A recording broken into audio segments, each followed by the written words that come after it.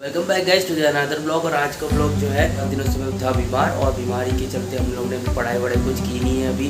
तो आज to do list में जो है हमारा न्यूरोलॉजिकल सेशन होने वाला है और टू डू लिस्ट में न्यूरोलॉजिकल डिसऑर्डर से रिलेटेड जो भी डिसीज़ कंडीशन होने वाली है वो सब पढ़ने वाला हूँ। और अभी सुबह के बजे 4 जो बजे मेरा उठने का समय हो जाता है। और लिटरली आपको पता होगा कि मैं पहले भी 4 बजे उठता था और पढ़ता था।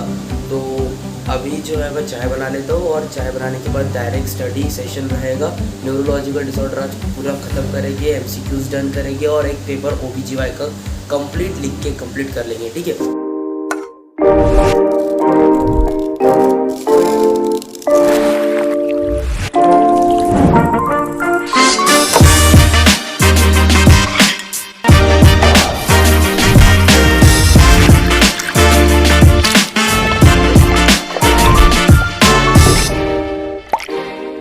तो अभी ऑल सेट। ये हमारी टू डू लिस्ट, ट्राईपॉड, अष्ट शस्त्र जो भी शस्त्र जो भी है, मेडिकल सर्जिकल की बुक, नोट्स के लिए pages and we have to complete today that is this neurological functions से लेके management of the patients with neurological disorders, deformities, फिर ये डिसऑर्डर्स आएंगे CVS के। और इतना मैं पहले पढ़ चुका हूँ, मुझे याद है क्योंकि जब मैं 3rd ईयर में था तो मैंने बहुत सारा रिवीजन किया था न्यूरोलॉजी का। और न्यूरोलॉजी मेरा फेवरेट पार्ट है MSN में। So I have completed it but I have to take a revision about that and also I have to solve the MCQs.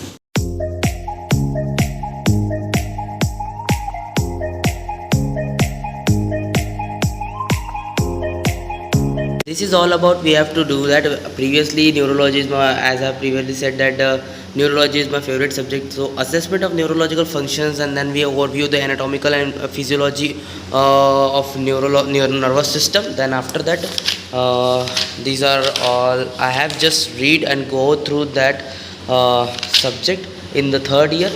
But right now I have to once again start with new session for preparation of SNORCET and all. So I have to deal with the anatomy and physiology then after that for this function, and later on we will study about the disorders which is associated with the neurology as well as cerebrovascular diseases also. So let's begin with our session today. Approximately भी 5:30 होने वाले हैं और 5:30 के हिसाब से हम लोग ने अभी तक न्यूरोट्रांसमीटर पढ़ लिए है। न्यूरोट्रांसमीटर के बाद में cell of the nervous system पढ़ लिया है और सेंट्रल नर्वस सिस्टम के ब्रेन, स्पाइनल कॉर्ड्स तक पढ़ने वाले हैं। ब्रेन के पार्ट्स पढ़ लिए, सेरेब्रम, सेरेबेलम एंड द आखिरी जो है हमारा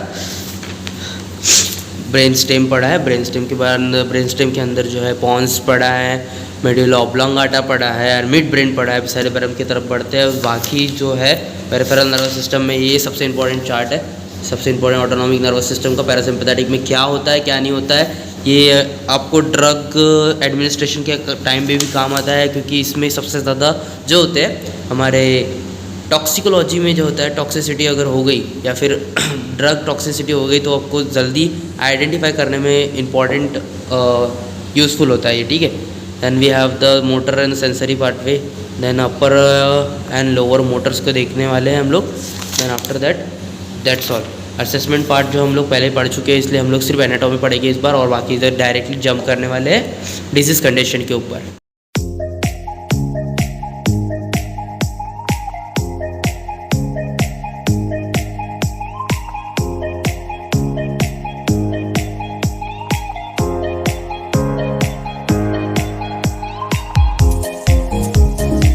अभी जो हो गया है 6:37 और मैं 2 घंटों से लगातार सिर्फ और सिर्फ CNS पे फोकस कर रहा हूँ। और CNS पे फोकस करने का मेन रीज़न यही है कि इसमें बहुत ज़्यादा स्टफ़ है पढ़ने के लिए। और CNS हम लोग जब तक डीप में नहीं पढ़ेंगे आगे की डिजीज़ कंडीशन हमें पता नहीं चलेगी। हालांकि PNS बहुत ज़्यादा इंपॉर्टेंट है क्योंकि इसमें मेन रोल जो होता है हमारे cranial nerves and the spinal nerves का होता है और जिससे एसोसिएटेड होते हैं डिसऑर्डर्स जैसे बेल्स पाल्सी हो गई, क्रैनियल नर्व्स की डिफॉर्मिटीज़ हो गई और ट्राइजेमिनल न्यूरोलॉजी हो गया। बहुत सारे ऐसे टर्मिनोलॉजीज है जहाँ पे डिसीज़ कंडीशंस डायरेक्टली रिलेटेड होती है क्रैनियल नर्व से और होती है स्पाइनल नर्व से, ठीक है, स्पाइनल नर्व से। बट CNS बहुत ज़्यादा इंपॉर्टेंट चीज़ होती है क्योंकि हमें यहाँ पे पहली बार पता चला कि वेंट्रिकल के भी यहाँ पे ट्रैक होते हैं, वर्टिब्रेट्स स्पाइनल कॉर्ड के भी एक जो है स्पाइनल ट्रैक्स होते हैं, जिसके नाम बहुत ज़्यादा विचित्र और कठिन बोल सकते हैं, बहुत ज़्यादा कठिन है। जैसे तो आपको स्पाइनल ट्रैक के बारे में पता ही नहीं होगा कि यहाँ पे 6 असेंडिंग ट्रैक्स होते हैं, जिसका फर्स्ट जो 2 ट्रैक्स होते हैं फेसिकुलर क्यूनिएटी एंड ग्रेसालिस होता है, पोस्टीरियर कॉलम से एसोसिएटेड होती है। Then anterior and posterior spinocerebellar tract होते हैं। Then after that the anterior and the lateral spinothalamic tracts होते हैं। हालांकि यहाँ पे 8 जो होते हैं डिसेंडिंग ट्रैक्स होते हैं। डिसेंडिंग ट्रैक्स देखो सकते हो आप लोग, यहाँ पे मैं आपको क्रॉस सेक्शनल डायग्राम बता रहा हूँ स्पाइनल कॉर्ड का, जहाँ से ये लोग सब ओरिजिनेट हो रहे हैं, ठीक है। यहाँ पे ये जो है ग्रे मैटर है, जो बीच का एच शेप्ड है वो ग्रे मैटर है, और ये जो वाइट मैटर है 2 इसमें डिवाइडेड किए गए हैं। एक तो होता है ये हमारा असेंडिंग और ये होता है ये होता है असेंडिंग एंड ये होता है डिसेंडिंग ट्रैक। असेंडिंग ट्रैक में हमने 2 देखे, fasciculus gracilis, fasciculus cuneatus, posterior cerebral and the anterior spino cerebral. उसके बाद आते हैं इसमें और 2 आर्टरीज, जिसे कहते हैं हम लोग एंटीरियर स्पाइनोथैलेमिक। सो मेन जो कॉन्सेप्ट है अभी स्टार्ट होने वाला है PNS, that is peripheral nervous system. Peripheral nervous system deal करता है क्रैनियल नर्व्स और स्पाइनल नर्व से। क्रैनियल नर्व जो होती है बहुत ज़्यादा important and crucial role play करती है हमारे न्यूरोलॉजिकल डिसऑर्डर्स में, क्योंकि न्यूरोलॉजिकल डिसऑर्डर्स एसोसिएटेड होते हैं मेनली क्रैनियल नर्व्स और स्पाइनल नर्व्स से, ठीक है।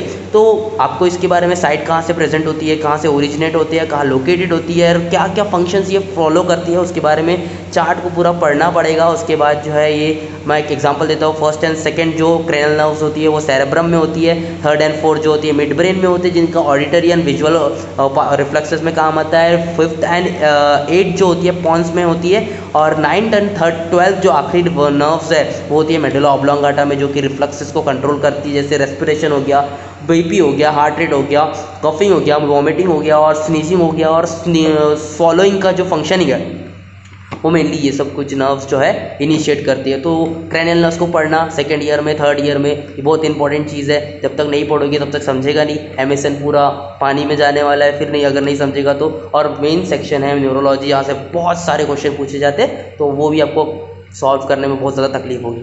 सो राइट नाउ अभी लास्ट सेशन चल रहा है, मतलब sympathetic and parasympathetic nervous system पढ़ना है। बाद में थोड़ा सा जो बचा है मेरा lower and motor and sensory of pathway of the nervous system.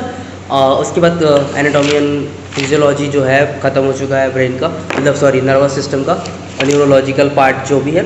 उसके बाद असेसमेंट तो मैंने पहले ही पढ़ लिया है, assessment mental health, mental status, physical history and all everything I have just read. And वो जैसे जैसे हम लोग डिसीज़ कंडीशन को पढ़ते हो और क्लियर होते जाता है कि किस टाइप का असेसमेंट, न्यूरोलॉजिकल असेसमेंट किस डिसऑर्डर में आपको करना चाहिए। CNS,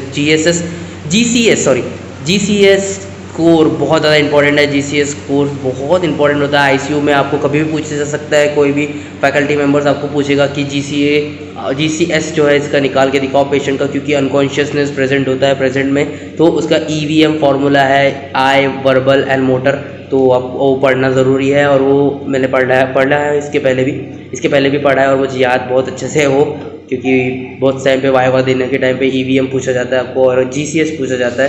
so it is important. और टर्मिनोलॉजीज बहुत ज़्यादा इंपॉर्टेंट होते हैं, क्योंकि अटैक्सिया, अप्रैक्सिया, एग्नोसिया ये सब कुछ इंपॉर्टेंट होते हैं। और टर्मिनोलॉजीज को एक चार्ट बना के आप लोग जो है इसे बहुत सिंपली लर्न कर सकते हो, और बहुत हेल्पफुल होगा आगे डिसऑर्डर्स आपको रीड करने में, ठीक है।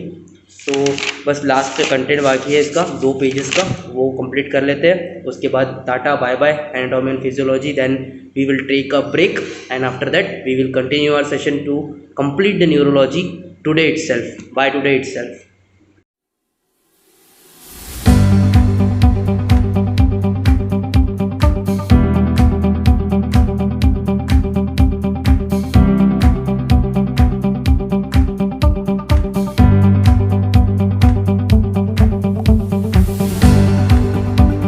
बाकी का जो पार्ट है अभी तो बहुत इजी हो जाएगा मेरे लिए, क्योंकि एनाटॉमी एंड फिजियोलॉजी अगर आपका क्लियर है तो बाकी के डिसऑर्डर्स में आपको प्रॉब्लम नहीं जाती है, क्योंकि बहुत सारे नर्व्स जो है एसोसिएटेड होते हैं डिसऑर्डर से, क्योंकि कंप्रेशन से, डिकम्प्रेशन से, ICP के कारण या फिर अल्टर्ड लॉस ऑफ कॉन्शियसनेस के कारण ये जो होता है हमारे पूरी न्यूरोलॉजी बेस्ड करते हैं, न्यूरोलॉजिकल डिसऑर्डर्स जो है बेस्ड होते हैं। और मेन बात है हमारी क्रैनियल नर्व्स की वजह से बहुत ज़्यादा उथल पुथल हो जाता है हमारा सिस्टम।